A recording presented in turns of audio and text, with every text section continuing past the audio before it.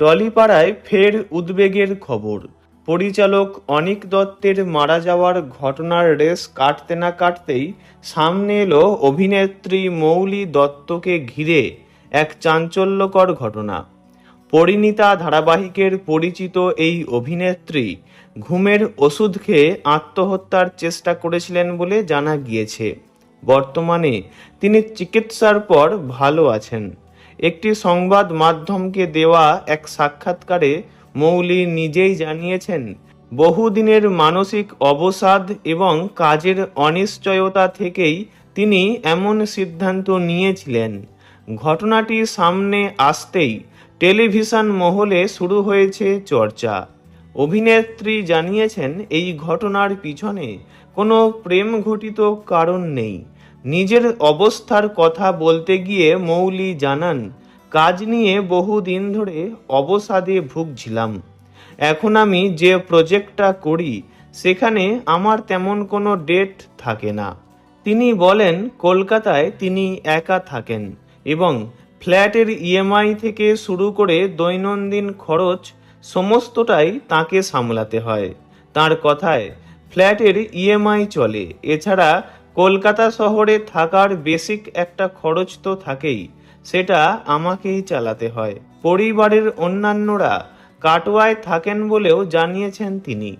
বাজার দরের ঊর্ধ্বগতির সঙ্গে কাজের পারিশ্রমিকের অসামঞ্জস্য তাকে আরও চাপে ফেলছিল।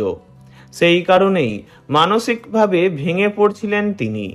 তিনি আরও বলেন, নতুন কাজের জন্য বিভিন্ন জায়গায় যোগাযোগ করলেও আশানুরূপ সাড়া পাচ্ছিলেন না।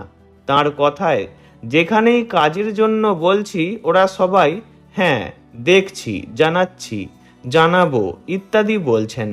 আবার কেউ কেউ তাকে বলছেন, তোর মতো চরিত্র নেই, ফ্যামিলি ক্যারেক্টারের জন্য তুই ঠিক না। অথচ এতদিন তিনি মূলত পারিবারিক ধারাবাহিকেই অভিনয় করেছেন। মৌলি জানান, তিনি নিজের মতো করে থাকতে ভালোবাসেন, বন্ধুদের সঙ্গে সময় কাটান এবং নিজেকে ব্যস্ত রাখার চেষ্টা করেন। কিন্তু সেই সময় কাছের কিছু মানুষদের সঙ্গেও মনোমালিন্য তৈরি হয়েছিল। সেই পরিস্থিতি তাকে আরও ভেঙে দেয়। তিনি বলেন, আমার এই আত্মহত্যা করার চেষ্টা কোনো বয়ফ্রেন্ডজনিত কারণ নয়।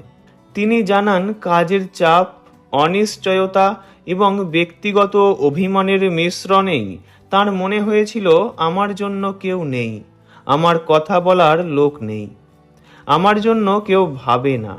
সেই হতাশা থেকেই তিনি ডাক্তারের দেওয়া ঘুমের ওষুধের পুরো পাতাটি খেয়ে ফেলেন। তার কথায়, আমার এমনি ডিপ্রেশনের চিকিৎসা চলছে, ডাক্তারের দেওয়া ঘুমের ওষুধই ছিল, যে কটা ছিল পাতাতে সব খেয়ে ফেলি। পরে বন্ধুরা এসে তাকে উদ্ধার করে হাসপাতালে নিয়ে যান। মৌলি আরও বলেন, আমার এখন একটাই প্রয়োজন, ধারাবাহিকভাবে একটা কাজ। মূলত ডিপ্রেশনের কারণ এই কাজ। ভিডিওটি এইটুকুই। বিনোদন জগতের সব রকম খবরাখবর জানতে চ্যানেলটি অবশ্যই সাবস্ক্রাইব করবেন। ধন্যবাদ।